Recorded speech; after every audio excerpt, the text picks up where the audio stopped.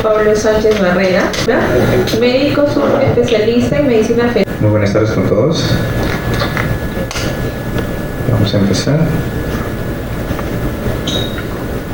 Vamos a hablar sobre un tema muy importante, un tema que tiene mucho que ver con las muertes, sobre todo aquí en Piura. A veces nos damos la sorpresa de que en una emergencia nosotros nos viene una paciente de 37 semanas, ¿no? Y llega el bebé orbitado y no sabemos cuál es la causa. Le hacemos por ahí una biometría y el peso del bebé estaba por debajo del percentil 10. Y la última evaluación que tenía era a las 30 semanas, 31 semanas.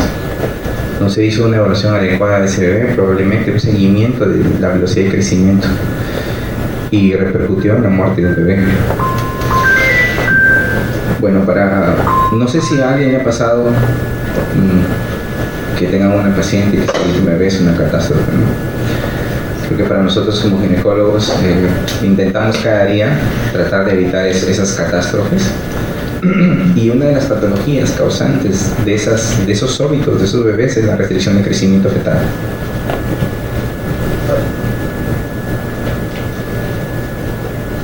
¿Qué es la restricción de crecimiento fetal? La restricción de crecimiento fetal en realidad es la incapacidad del feto a alcanzar su potencial de crecimiento.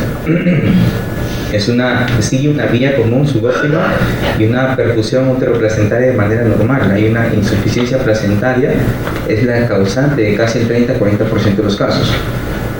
Pero la insuficiencia placentaria no es solamente todo el desenlace de esto. La insuficiencia placentaria, como dicen, es una tercera parte de todos los casos. Porque siempre nos ponemos a pensar y siempre evaluamos solamente, la arteria umbilical, evaluamos la arteria umbilical, pero la arteria umbilical me sirve para esos bebés que han hecho restricción de su peso por debajo de las 32 semanas. Por encima de las 32, la arteria umbilical puede seguir normal. Y no nos damos cuenta. Y eso es el 70-80% de todos los casos de restricciones son después de las 32 semanas. Y esos son los más difíciles de diagnosticar, los más difíciles de seguir. Y son los menos de 32 semanas en realidad son más fáciles de poder diagnosticar, porque casi siempre los cojo como que a las 20-22 semanas, cuando ya el peso del bebé está por debajo del percentil 40, es donde ya paramos la oreja, ¿no? Ahorita vamos a ver por qué. Entonces, la restricción de crecimiento es muy complejo. ¿Por qué? Porque tiene varias definiciones, ¿no? O sea, si nos ponemos a leer, nos ponemos a investigar, hay miles de definiciones en realidad. En cada sociedad tiene una definición distinta, ¿no? ¿Qué otra cosa más? Otra causa más, que hay bajos índices de detección. Como les mencioné, a veces se nos pasa esos diagnósticos, no podemos diagnosticar porque después de las 32 semanas es donde se diagnostica el 60-70% de los casos, es un poco más complicado de poder diagnosticarlo. No hay tratamientos hasta el día de hoy, ni prevenciones limitadas, ¿no? Hay muchos trabajos que mencionan la enoxaparina, la pravastatina, el sildenafilo, pero hasta el día de hoy no se ha mostrado que haya algún medicamento que me pueda condicionar el tratamiento de estos bebés. Y casi siempre esta restricción de crecimiento está asociada a múltiples comorbilidades, ¿no? La mamá, preeclampsia, obesidad, etcétera, ¿no? Lupus, colagenopatías, trombofilias, que condicionan a que el manejo sea un poquito ya más complejo y el impacto a lo largo de la vida, porque un bebé con restricción ya está demostrado que cambia su epigenética total. Ese bebé hace hipertensión cuando son de inicio precoz, hacen hipertensión hasta los 6 años de vida. Esa morfología cardíaca del bebé todavía persiste. Incluso se ha visto que a niños por debajo de 13 años que están expuestos a restricción tienen arteriosclerosis a causa de esta restricción de crecimiento. Y hay mucha discrepancia en todos los protocolos de manejo. Los estadounidenses, la Sociedad Americana de Ginecología de Obstetricia y la Sociedad de Medicina Fetal de Estados Unidos, ellos tienen un protocolo totalmente diferente de lo que manejan los europeos, ¿no? Los europeos, que está la ISOP, la Sociedad Internacional de Ginecología de Ultrasonido, ellos también tienen criterios diagnósticos diferentes y el manejo también es diferente. Por ejemplo, los estadounidenses no utilizan la arteria cerebral media para nada. ellos solamente su umbilical y por ahí como que el ductus, ahí como que a grosso modo, ahorita lo vamos a tratar de disgregar un poquito todos esos protocolos que hay en el mundo y cuál sería el mejor para nuestra realidad, ¿no? Bueno, como les mencionaba, ¿no? Hay una programación y remodelación cardiovascular en estos bebés con restricción de crecimiento fetal, estos bebés que están expuestos a nutrientes deficientes durante todo el embarazo, va a condicionar a que haya un cambio en la epigenética. Como estos bebés están en casi gran parte del embarazo sostenidos a disminuciones de oxígeno, en realidad la carencia de nutrientes y de oxígeno, entonces su epigenética se modula, ¿no? Cambia esa epigenética con la finalidad de que, ¿sabes qué? Necesito que crees genes porque tú vas a consumir oxígeno y nutrientes en cantidades inadecuadas, en pocas cantidades. Eso condiciona que los genes se remodelen para que este bebé trabaje con poca cantidad de oxígeno y con poca cantidad de nutrientes. Pero ¿qué pasa cuando estos bebés ya salen al exterior? Cuando ya salen al exterior, ya tienen nutrientes y oxígeno de manera adecuada, que para ellos es demasiado. Entonces ahí condicionan todos los cambios, ¿no? Vasodilataciones cerebrales persistentes, se pueden condicionar hemorragias intracerebrales, cambios en remodelación del corazón, que vamos a ver más adelante ahorita. Entonces todos estos cambios, todas estas remodelaciones, es como cuando tenemos una paciente con diabetes, ¿no? Una gestante con diabetes, bebito macrosómico, nace el bebé ha estado con glucosas muy elevadas, ha estado con una hiperinsulinemia, pero esas glucosas elevadas para él es normal porque lo compensa con su hiperinsulinemia. Cuando nace y ya sus glucosas se normalizan y esa elevación de insulina condiciona que su glucosa normal se baje y haga hipoglucemia. Es lo mismo en estos bebés. Estos bebés en la barriguita, en el útero, están expuestos a disminuciones de oxígeno y a disminuciones de nutrientes. Y cuando salen, intentamos compensar a estos pacientes, tienen más riesgo de hacer diabetes, tienen más riesgo de hacer hipertensión, de síndrome metabólico, porque para ellos lo normal es mucho, porque estaban condicionados a una condición extrema de déficit de oxígeno y nutrientes. Con respecto a esta remodelación cardíaca asociada a desnutrición, hipoxia crónica que están expuestos estos bebés, nos damos cuenta que inicia esta sobrecarga de volumen, sobrecarga de presión a nivel del corazón asociada a esta disfunción placentaria, me va a conllevar a unas alteraciones en la morfología del corazón. Inicia con estos corazones elongados, después estos corazones se vuelven globulares y cuando ya están en una etapa casi terminal, por así decirlo, estos corazones se vuelven hipertróficos. Esa hipertrofia, si bien es cierto, se puede regresionar hasta 6 meses posteriores al nacimiento, pero ya estos bebés ya tienen una alteración cardiológica. Este es el cambio, ¿no? El fin de las enfermedades en realidad viene mucho desde el inicio, ¿no? Desde el embarazo, desde el útero. Desde el útero puede repercutir toda esta cascada de patologías donde estos bebés hacen hipertensión, tienen aterosclerosis, tienen el grosor de la íntima, de la arteria aorta es más gruesa, es más rígida que de un bebé con peso normal. Se ha medido, se ha hecho estudios y se ha medido la íntima, el grosor. Se ha visto que estos bebés que están expuestos a déficit de oxígeno de manera crónica, el grosor de la íntima a nivel de la aorta es más grueso y eso predispone a que esos bebés hagan hipertensión cuando nacen. También se ha visto que estos bebés que tienen pesos por debajo del percentil 10, se hizo comparación en todos esos bebés que tenían pesos por debajo del percentil 10 con bebés controles y se vio que había también déficit neurológico en esos bebés. Hablaban más tardíamente. Había déficit de atención en comparación con los bebés que tenían pesos normales. Había más déficit de atención con respecto a la habituación, con respecto a la actividad motora, con respecto al desarrollo social y organizacional. En todos había déficit en esos bebés. que estaban expuestos a, bueno, primero un peso por debajo del percentil y crónicamente a disminución de oxígeno, ¿no? Con respecto al lenguaje, al cognitivo y al motor, también se vio que había diferencias significativas, ¿no? Comparado con bebés que tenían pesos por encima del percentil 10. Pero aquí viene la pregunta: ¿cómo hago yo la estimación del peso? O sea, ¿cómo hago el diagnóstico primero y cómo empiezo?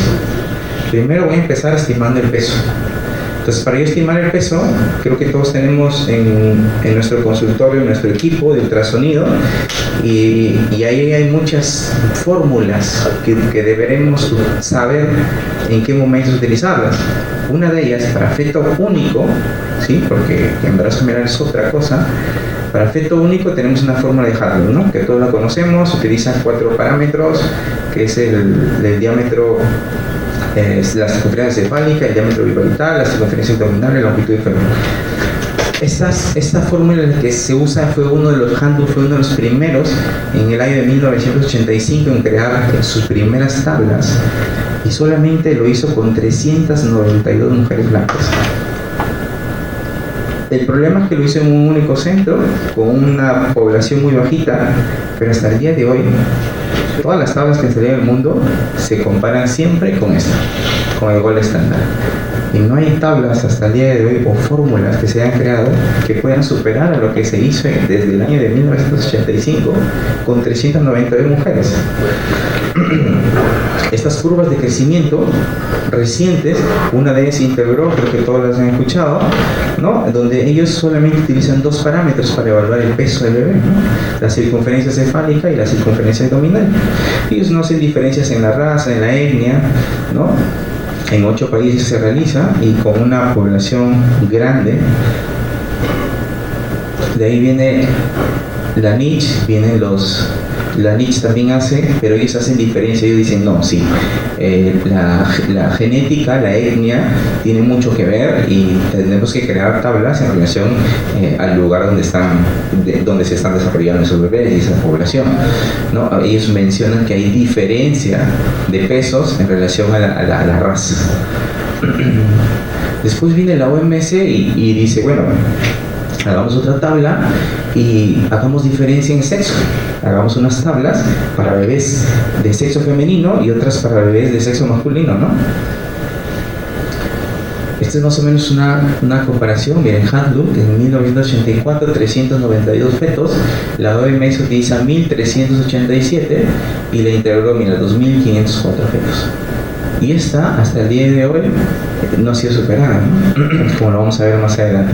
Bueno, aquí no se nota mucho, pero el peso aquí es más o menos de 1313 comparado con este aquí. Este es el percentil 10 del Handloop, 1453, y este es 1379, y por aquí 1324. O sea, si nos damos cuenta, esto como que esta tabla en la misma edad gestacional, en el mismo percentil, como que nos sobrediagnostica un poco a la cantidad de bebés, sobre todo en el percentil 10, pero a esos que sobrediagnosticamos los tenemos mal vigilados y no se nos escapa en ningún caso, no se nos complica, ¿no? Entonces la pregunta es, si se han creado tantas tablas, en Perú también hay unas tablas, ¿no? Hay unas tablas creadas en Perú, hay infinidad de tablas que se han creado. Entonces la pregunta es, ¿deberíamos cambiar las nuevas curvas de crecimiento o seguir con las de Handloop? ¿Cuál sería mejor? Entonces aquí se compara, en este estudio, se compara las fórmulas de Handloop con la de Intergrove, ¿no? Y se vio que tiene menos rango de error, ¿no? La tabla de Handloop, la fórmula de Handloop versus la Intergrove comparados con peso de nacimiento. Entonces la fórmula de Handloop fue más precisa que la fórmula de Intergrove en efectos nacidos entre 22 y 34 semanas. Después hay otro estudio, ¿no? Este es una curva de ROC, donde evaluamos la sensibilidad con la especificidad, ¿no? En la curva de ROC sabemos que mientras estas líneas estén más pegadas a este 1 que está aquí arriba, es mucho mejor, ¿no? O sea, el estudio es mejor. Y en este estudio nos damos cuenta que en el corte de estudio el método de Hanlu versus la OMS, ¿no? Predijo el percentil de peso al nacer con mayor precisión. Con mayor precisión. Esta es la de azulita, es la de Hanlu.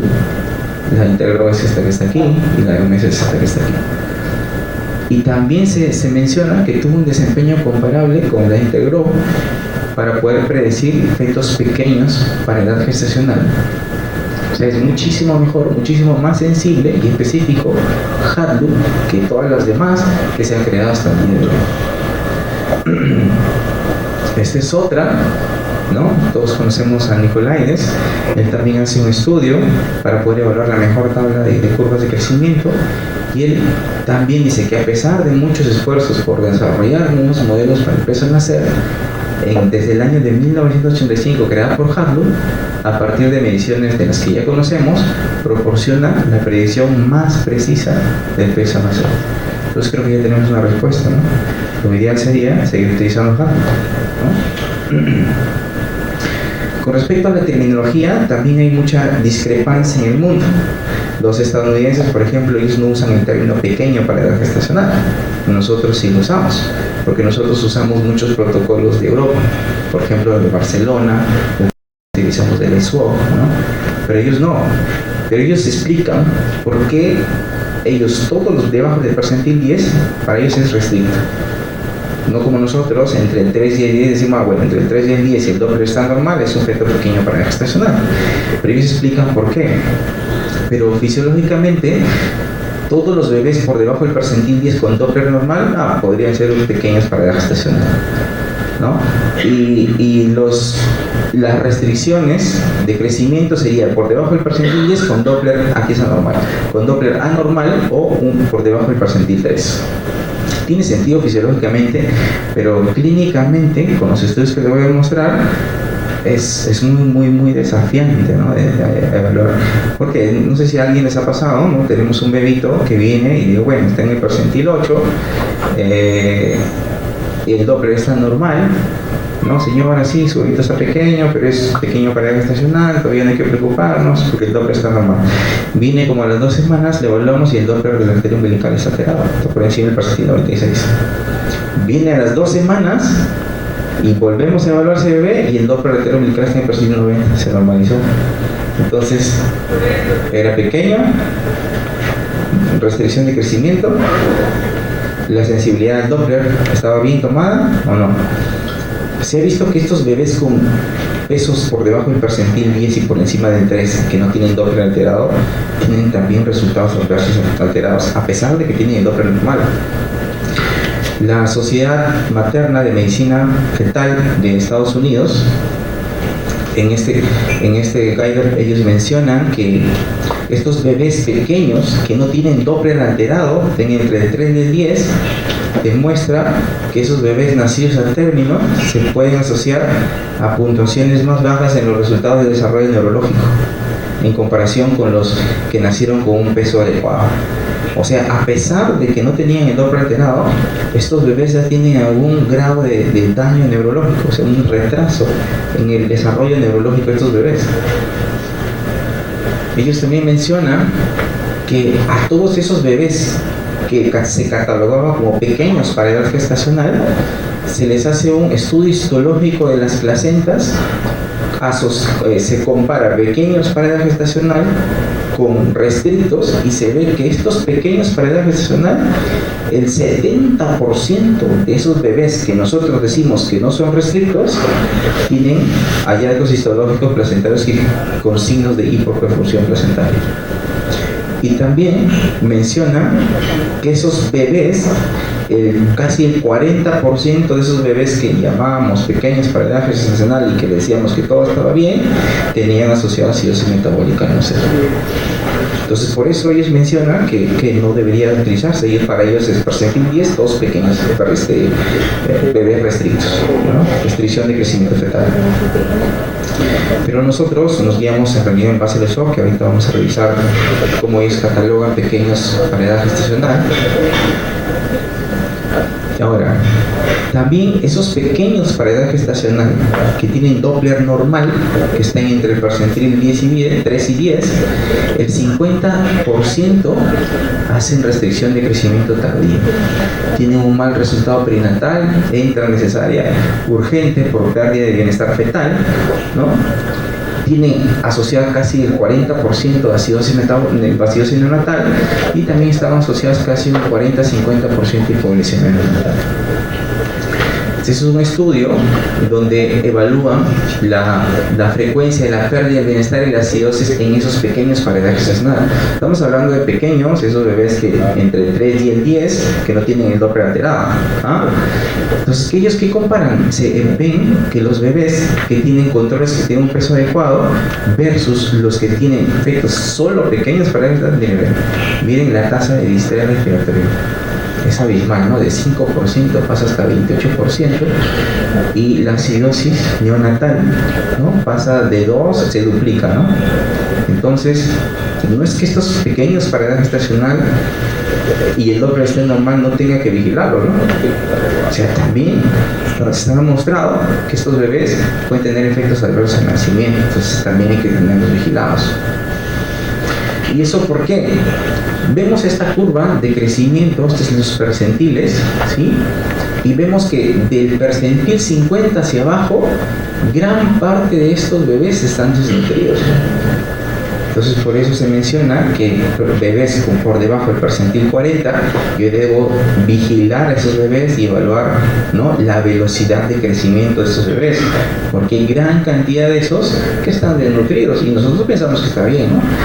Y acá se hace un corte en el percentil 10 y se ve que hay bebés que a pesar de que están desnutridos, pero no hay exposición a hipoxia. Imagínate un bebé desnutrido asociado a signos de hipoxia, ¿no? Y aquí recaen todos los efectos adversos de los bebés. Pero si bien es cierto, hay un pequeño grupo de estos bebés que no pueden tener ningún problema. Hay que tener en cuenta que la mayoría de fetos desnutridos que están aquí no son pequeños para edad gestacional. Entonces, utilizar también los puntos de corte son muy jalados los pelos a veces, porque recuerden que la ecografía es operador dependiente. Yo le hago la ecografía, a mí me sale el percentil 9, viene otro colega, le sale el percentil 11, viene otro colega, le sale el percentil 13. Pero si yo veo que su curva de crecimiento ha disminuido, entonces tengo que parar la oreja, ¿no? O sea, yo no puedo decir a un bebé que tiene percentil 14, que la mamá la veo desnutrida con IMC de 17, ¿no?, que está con anemia de 9.5, no, tu bebé está bien, que el Doppler está bien. No, pero ese bebé probablemente ya tiene restricción, y probablemente si no lo vigilamos muy de cerca, ese bebé va a acabar mal, ¿no? Esta es la terminología que utiliza la COG, asociada con la Sociedad de Medicina Fetal Americana, donde ellos mencionan que la restricción de crecimiento fetal es el peso estimado ecográficamente para la edad gestacional, y que este término debe usarse para un estado prenatal, y que el pequeño para edad gestacional es el peso real al nacer, y es un diagnóstico que se debería utilizar en vida postnatal, más no en vida prenatal. Entonces hay varias cositas que difieren, ¿no? La ISO nos dice lo contrario, pero ellos, este es su punto de vista, y ellos lo defienden, ¿no? Ya les mencioné por qué lo defienden, ¿no? Que dicen, no, todos los por debajo del percentil 10 tienen repercusiones adversas, así que a esos también los metemos en el diagnóstico de restricción de crecimiento, y ellos hacen un desbalance que ahorita vamos a ver, de las restricciones, solamente restricción de crecimiento y restricción severa. Ellos no hacen los estadios que a veces nosotros también usamos, ¿no?, en base a los protocolos de Barcelona. Bueno, en este estudio ellos mencionan el diagnóstico. ¿Cómo hacen el diagnóstico? Bueno, dicen, bueno, está Londres, ¿cómo hace su definición de RCU? Bebés por debajo del percentil 10, Nueva Zelanda igual, ¿no?, Canadá igual, ¿no?, Estados Unidos nosotros también, Francia también. Entonces ellos dicen, restricción de crecimiento, se acabó. Por debajo del percentil 10 para ellos es restricto.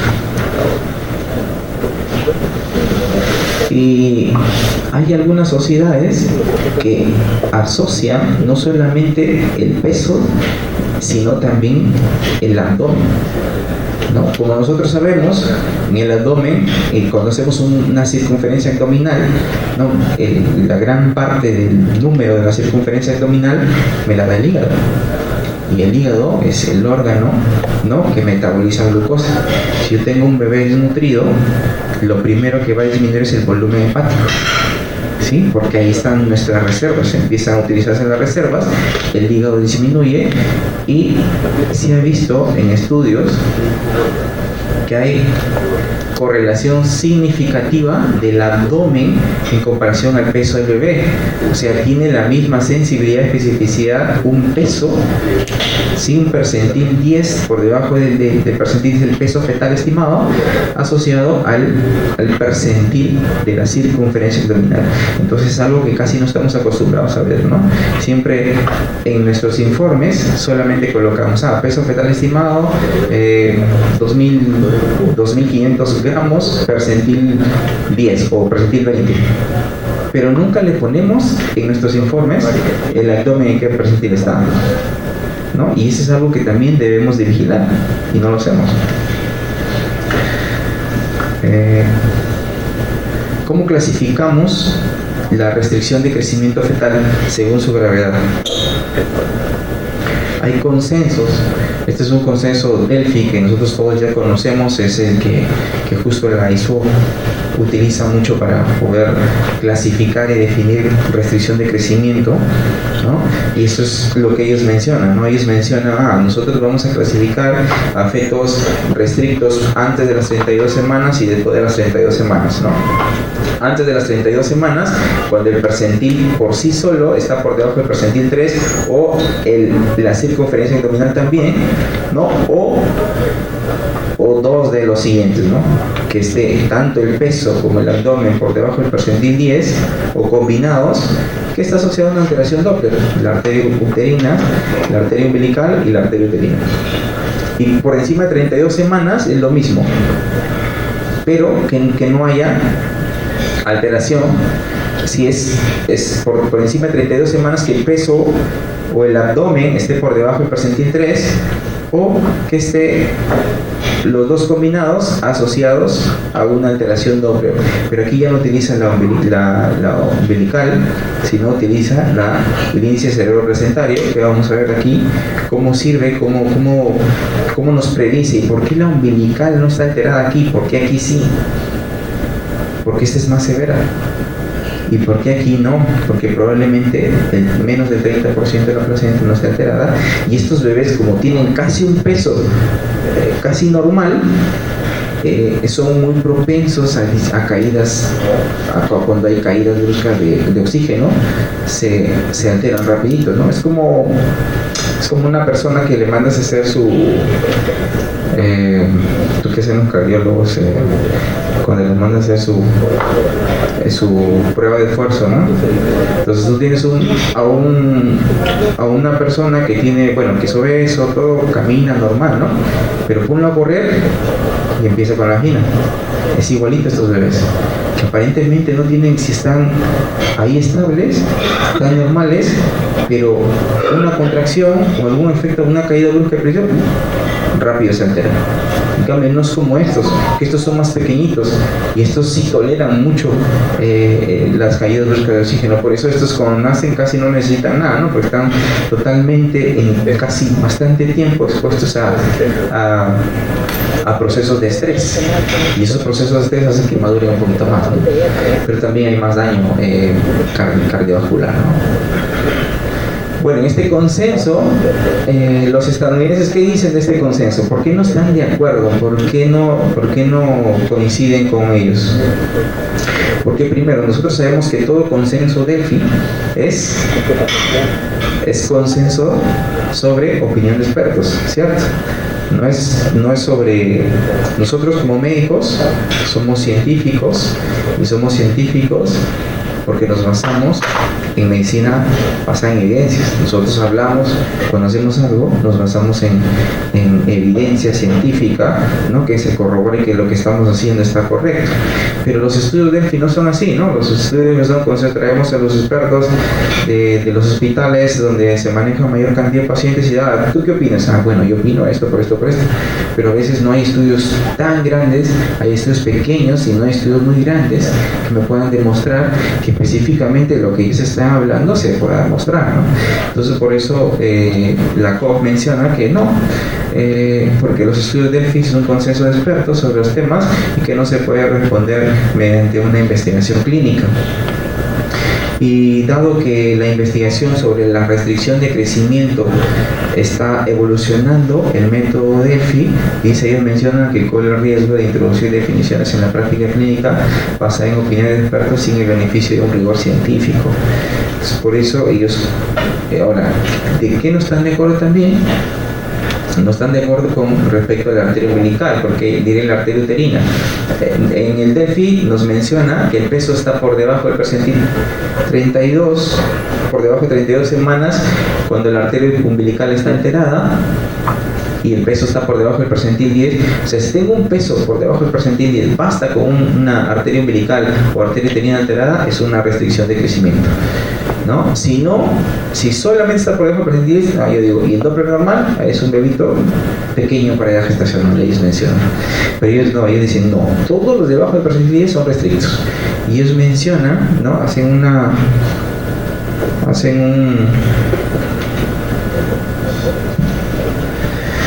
una comparación en este estudio de evaluar el Doppler de la arteria umbilical y la arteria uterina asociada a solamente evaluar el peso del bebé entre 35 y 37 semanas. Y vemos en esta curva de Rho que solamente evaluar el peso del bebé entre 35 y 37 semanas es más sensible que evaluar el Doppler de la arteria uterina. Entonces dice, para mí es más sensible medirlo, pesarlo mediante la ecografía que utilizar Doppler, ¿no? El otro desencadenante, alguien me puede ayudar. Ya. Este estudio, ellos mencionan que, ahora, aquellos mencionan aquí en este estudio, en el Delphi, ellos mencionan que la caída brusca de 2 cuartiles en el crecimiento del bebé también me hace diagnóstico. ¿Qué significa eso? Extrapolando eso es que si mi bebé está en el percentil 50 y yo lo evalúo 3 semanas después y está en el percentil 25, ya cayó, ¿no?, 2 cuartiles y ese bebé ya es restricto. O sea, si estaba en el 50 y cayó al 25, estando en el percentil 25, ya tú puedes hacer según el estudio Delphi, ya puedes hacer diagnóstico de restricción de crecimiento, ¿no? Cumple un criterio, solo me faltaría un criterio de Doppler. Pero aquí hay un estudio donde mencionan que incluso, ¿sí?, evaluar la velocidad de crecimiento tiene menor sensibilidad que medir el peso a las 36 semanas para restricción de crecimiento tardío, ¿ya? Entonces, ¿es importante evaluar la velocidad de crecimiento? Sí, es importante, pero evaluemos la velocidad de crecimiento cada 3 semanas, porque a veces evaluamos el crecimiento semanal, ¿no? Y semanal me pesaba 1780 y viene una semana y ya no me pesa 1780, sino me pesa 1650. O sea, bajó de peso, ¿no? En una semana, ¿qué pasó? Una restricción retrógrada, ¿qué pasó ahí? Entonces, siempre se tiene que evaluar el peso del bebé cada 3 semanas para poder yo evaluar en realidad si la velocidad de crecimiento es adecuada, ¿ya? Si no, mejor no evaluemos, porque nos estresamos nosotros, estresamos a la paciente y también hacemos sesgo. ¿Por qué? Porque si no, pero si también pasaba pesado más, entonces empezamos a aumentar. Si vamos a medir el abdomen y lo vamos creciendo, y causamos un sesgo. Si puede servir la velocidad de crecimiento, ¿por qué? Porque si es un bebito que tiene su potencial de crecimiento normal, supongamos que a las 20 semanas empezó en el percentil 30, a las 25 semanas en el 30 va bien. Si empezó en el 15 a las 20 semanas y a las 25 en el 15, a las 30 en el 15, a las 34 en el 15, bueno, ese bebé está bien, está siguiendo su potencial de crecimiento normal. Pero es diferente que si yo tengo a las 24 semanas un bebé con percentil 70 y a las 28 30 semanas le evalúo y está en el percentil 15, o sea, del 70 a 15, ese bebé tiene algo. Tengo que empezar a vigilarlo, tengo que empezar a estudiar y tengo que hacer Doppler. El Doppler es fundamental en el seguimiento de la restricción de crecimiento. O sea, si yo no sé Doppler, no puedo seguir un bebé con restricción. Es la piedra angular de todo. O sea, el Doppler es la herramienta que a mí me dice, ¿sabes qué? Este bebé puede seguir adentro. No, este bebé tiene que salir, ¿no? O tenemos que hacer algo más. Esto es lo mismo, ¿sí? Curva de crecimiento en relación a la evaluación de la velocidad de crecimiento del bebé. Entonces ellos mencionan que el rendimiento predictivo de evaluar el peso del bebé entre 35 y 37 semanas es mucho mejor que evaluar la velocidad de crecimiento, ¿no? Y con respecto al índice cerebroplacentario, ellos también difieren un poco, ¿no? Si es que se tiene, lo que pasa es que ellos difieren un poco en eso, porque en Estados Unidos todo es caro, ¿no? En Estados Unidos hacer una ecografía cuesta $300, $400, y hacerles a todos esos pacientes, hacerles Doppler, o sea, para el Estado pues repercute mucho dinero. Entonces, por eso se menciona que no, que para ellos basta que esté por debajo del percentil 10, ya es más que suficiente para poder vigilar, ya entra en el diagnóstico y ya no tendría que hacerle a todita a las pacientes que hayan caído 2 cuartiles el Doppler de la cerebral media. Y con esto se quedan ellos, ¿no? Ellos se quedan con el feto para restricción de crecimiento, es por debajo del percentil 10, el abdomen o el peso, y ese vera para ellos cuando el peso está por debajo del percentil 3 o está entre el 3 y el 7 el peso, que está asociado a alguna alteración Doppler de ellos. Para ellos es severo. Ellos tienen solamente 2 clasificaciones: restricción de crecimiento, ¿no? Y la otra es restricción severa, crecimiento fetal. Ellos también mencionan que también tienen un punto de corte 32 semanas para la restricción de crecimientos precoces y las restricciones tardías, lo cual es algo que casi no hacemos, ¿no? Porque tiene 34 semanas y me viene un bebé que en percentil 9 y yo lo estoy haciendo con Doppler de la umbilical, ¿no? Doppler umbilical, pero tengamos en cuenta que la umbilical se entera en los restrictos tempranos, o sea, antes de las 32 semanas.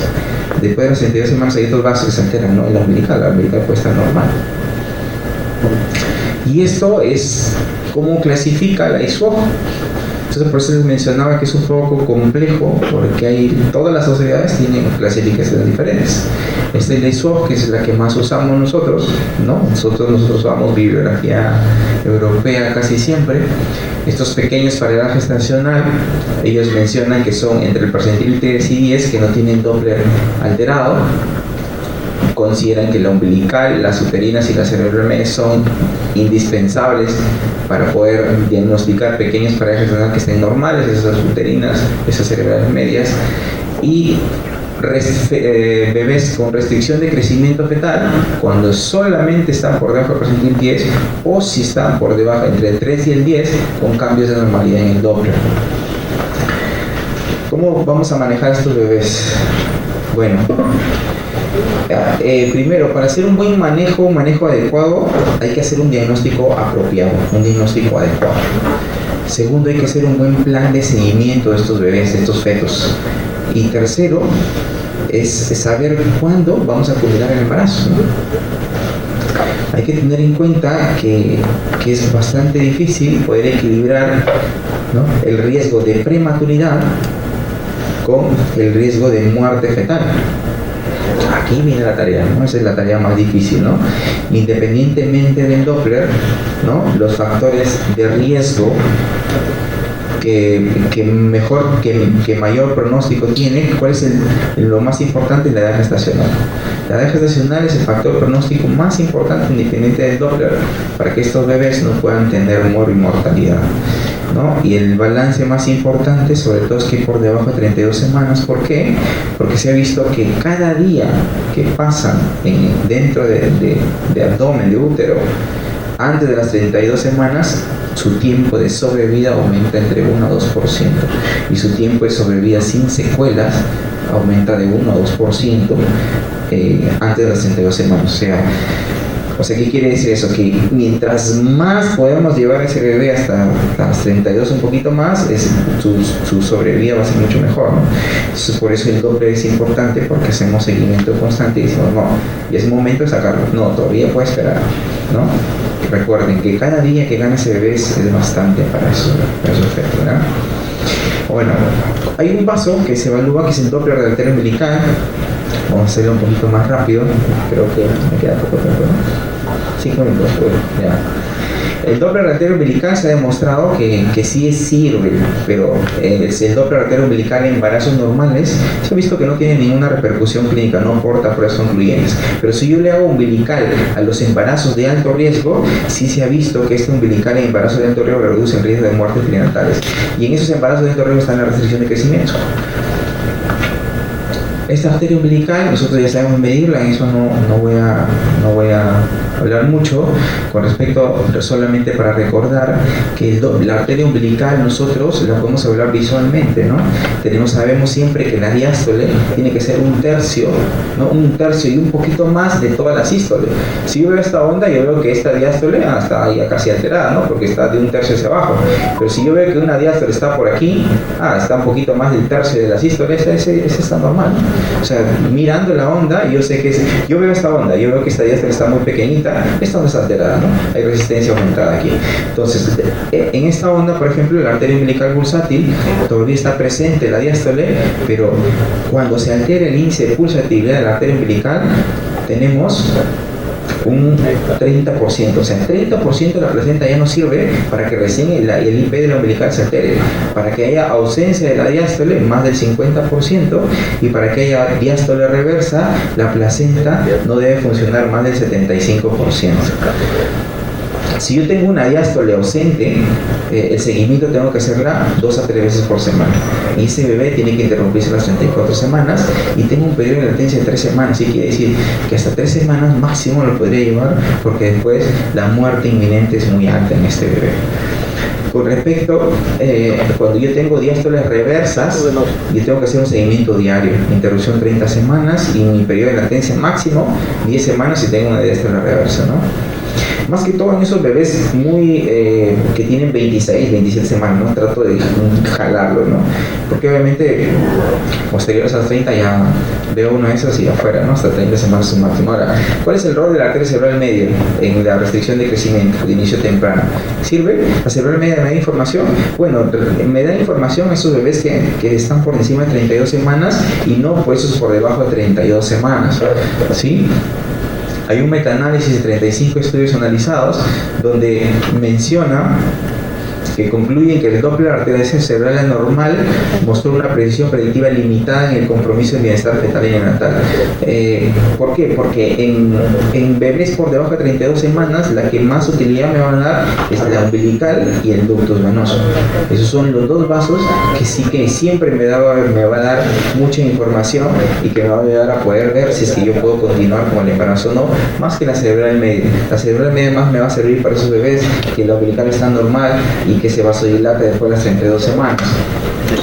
Entonces este estudio, el estudio Trafford, donde menciona que la arteria cerebral media no agregó información útil para el manejo clínico, y el rol del índice cerebroplacentario, que es hacemos una asociación entre la cerebral media y la umbilical, en donde el momento se altera, en este caso la aparición de la alteración de esta es muy tardía, y vemos que hay muchas sociedades que lo utilizan, ¿no? Todas estas sociedades utilizan la cerebral media, pero generalmente después de las 32 semanas, cuando ya está casi a término ese bebé. Para vigilarla se ha visto que sí hay una repercusión clínica con respecto a esa vasodilatación cerebral, pero más que todo para ver la culminación, la vía del parto y para hacer seguimiento. Hay pocos estudios de alta calidad en donde me mencionen que el índice cerebroplacentario me sirve antes de las 32 semanas, ¿no? Esta es una curva de ROC igual, ¿no? Donde evalúa el resultado perinatal adverso con respecto a este índice cerebroplacentario y se ha visto que no hay mucha significancia con respecto a la muerte perinatal. Este es otro estudio, esto lo voy a pasar para avanzar un poquito. Esto de aquí ¿no? Concluye este trabajo que no está claro si la redistribución cerebral sea un marcador, ¿no?, que desequilibre la gravedad de la restricción de crecimiento fetal. Todos los protocolos que se han hecho en el mundo hasta el día de hoy es para sacar un bebé vivo, no para sacar un bebé de calidad. Nosotros como ginecólogos a veces cuando programamos una cesárea es para poder, ¿no?, sacar un bebé de calidad, ¿no? A veces sacamos un bebito, se hace una cesárea y el pediatra nos empieza a discriminar, ¿no? Este bebé está bien, respira bien. Entonces es muy difícil explicarle a él que estoy intentando evitar que ese bebé pues tenga daño cerebral más adelante, que estoy tratando de que ese bebé salga de calidad, ¿no? Es más complicado. Pero lamentablemente los protocolos en el mundo están hechos más que todo para sacar un bebé vivo, ¿no? Porque poder llevarlo, porque la prematuridad extrema pues es muy, muy fatal en esos bebés. Bueno, ¿cómo sirve el Doppler arterial cerebral anterior? Tardíamente, hay que recordar que el uso de la ecografía Doppler arterial cerebral media para el tratamiento clínico del pequeño para edad gestacional, de la restricción de crecimiento después de las 32 semanas, ¿ya? Es muy bueno, que ahorita lo vamos a ver rapidito. El ductus venoso, si bien es cierto, nos da mucha información, pero ellos mencionan que el ductus venoso, en el estudio Trafford, donde se menciona, y el estudio Delphi también, donde se utiliza el ductus venoso como predictor de muerte fetal, de los 170 casos, solamente 17 fueron a causa de este ductus. O sea, fueron pues menos del 20% de esos bebés se utilizó el ductus venoso como factor predictor de muerte fetal, porque después hubieron otros, ¿no? Fue hipertensa, fue diabética, el monitoreo electrónico, el monitoreo computarizado estuvo alterado. Recordemos que nosotros no tenemos monitoreo computarizado. Disculpe. Vamos a empezar. Ahora, deberíamos incorporar la ecografía Doppler para el tratamiento de la restricción de crecimiento en aparición temprana. No sirve, ¿no? Entonces no sirve de nada en realidad utilizarlo para antes de las 32 semanas, pero sí me da mucha información para esos bebés por encima de las 32 semanas, ¿verdad? El ductus venoso sí me da bastante información cuando yo tengo una anda reversa, tengo un periodo de latencia hasta de 5 días.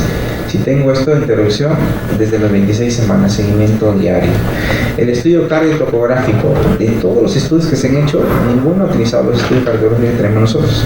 Los estudios se han utilizado los estudios de cardiotografía computarizada. Esa cardiotografía computarizada, el 95% de los hospitales de Estados Unidos no lo tienen. Imagínense nosotros. Entonces el 95% de todos los hospitales de Estados Unidos no tienen cardiotografía computarizada, menos nosotros, ¿no? Ahora, la cardiotografía computarizada es muy sensible, incluso es más sensible que el Doppler, se altera antes que el Doppler, pero en nuestra cardiotografía que tenemos nosotros, el Doppler es más sensible que la cardiotografía.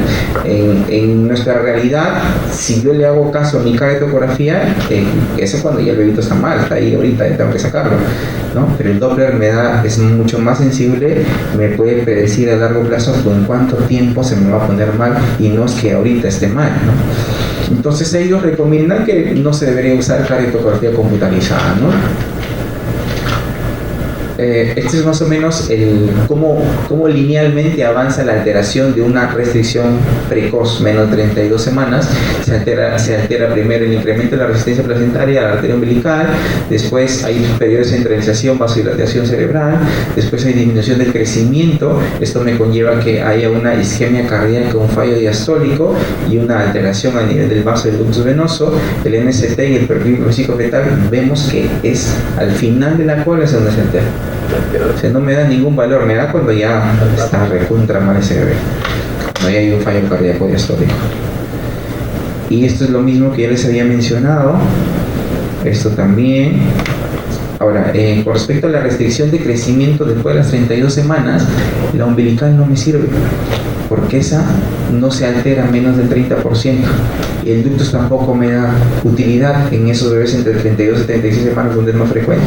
La cerebral media sí me da mucha información, ¿sí? ¿Por qué? Porque estos bebés, la placenta no está alterada, no está dañada más del 30%, tienen un daño del 15 a 20%, pero sí tienen un daño en la difusión a nivel del tejido trofoblástico. ¿Cómo es esto? El 30% alterada, cuando me da el IP está aumentado, es porque ya 30% de la gente no sirve. Pero en los bebés que tienen hipoxias sutiles no se adaptan cardiovascularmente, la difusión, la vellosidad corial tiene una inadecuada captación de oxígeno. Entonces hay varias, pero no captan bien. Es como la resistencia a la insulina, ¿no? Más insulina, ¿no? Más insulina porque hay resistencia, es igualito, hay como que una resistencia al oxígeno y nutrientes por parte de esas vellosidades. Y hay estudios en los que se ha mencionado ya que cambios longitudinales en la perfusión cerebral, la vasodilatación persistente. Nosotros antes pensábamos que el CIS, ¿no? Es como nosotros, ¿no? Tenemos una hemorragia y lo primero que hace nuestro cuerpo, ¿no? Nuestra homeostasis es vasoconstricción periférica y hace que haya vasodilatación, ¿no? Haya cerebral, en el corazón, en riñones, ¿no? Para que haya mayor oxigenación. Sí, es cierto, es el primer mecanismo de defensa del bebé cuando él está expuesto a la hipoxia. Pero esta vasodilatación, cuando se hace crónica, ya se pierde la homeostasis del vaso. ¿Cuál es la homeostasis del vaso? La reactividad vascular en el vaso. El vaso se vasodilata, pero cuando ya hay oxígeno normal, tiene que llevar a su estado normal. Pero esa reactividad se pierde en estos bebés. Por eso estos bebés cuando nacen, posteriores a cuando nacen y han estado expuestos a una vasodilatación crónica, y ya tienen oxígeno adecuado en el postnatal, esa vasodilatación persiste. Y yo les dije que son hipertensos esos bebés. Con vasodilataciones se pierde el fenómeno de autorregulación cerebral y hacen más hemorragias intraventriculares. Y esto es lo mismo que ya les iba a mostrar, esta es la relación cerebro-placentario. Bueno, esto solamente para acabar, ya aquí termino un minuto. El istmo aórtico, hay estudios que también mencionan que el istmo aórtico es muy importante, ayuda mucho, sí, puede ser que sí. El istmo aórtico, hay que recordar que el istmo aórtico es un vaso que junta, ¿no? Todo lo que es los flujos, junta dos flujos, pulmonar sistémico, ¿sí? Y cerebral sistémico, ¿no? Todo lo que sale del ventrículo derecho es un flujo pulmonar sistémico, porque por el ductus arterioso se va hacia todo el torrente sistémico, y del ventrículo izquierdo va hacia todo el cerebro, ¿no? Y después hacia todo, ¿no? Entonces es importante este vaso porque este es un shunt que junta dos sistemas cardiovasculares y que también me da mucha información. Esta es una onda. Se ha visto que cuando hay vasodilatación cerebral inicial, ya el aporte de lo que sale del ventrículo izquierdo, que debería venir para acá, ya no, porque todo se va hacia arriba. Y cuando hay una vasodilatación cerebral crónica, persistente, y se pierde este fenómeno de autorregulación cerebral, más bien la sangre que viene del pulmonar sistémico viene y hace un retorno hacia arriba. O sea, hay más secuestro vascular, más secuestro de flujo a nivel cerebral. Y esto se repercute en esta onda, ¿no? Es una onda reversa porque ya el flujo se va hacia arriba. Pero también hay estudios que mencionan que comparan el istmo aórtico con el ductus venoso y se ha visto que no hay diferencia significativa. Tienen casi la misma significancia clínica un istmo aórtico que el ductus venoso, y se pudiera usar, sí, en esos bebitos que están por encima de las 36 semanas, pero como que el ductus venoso antes de las 32 me da más valor significativo que el istmo aórtico. Y además, para poder pulsar un istmo aórtico se requiere un poquito más de entrenamiento. Entonces es algo como que no puedes sugerir en la población general, ¿no? Y bueno, ahí vamos a terminar porque creo que ya nos quedamos.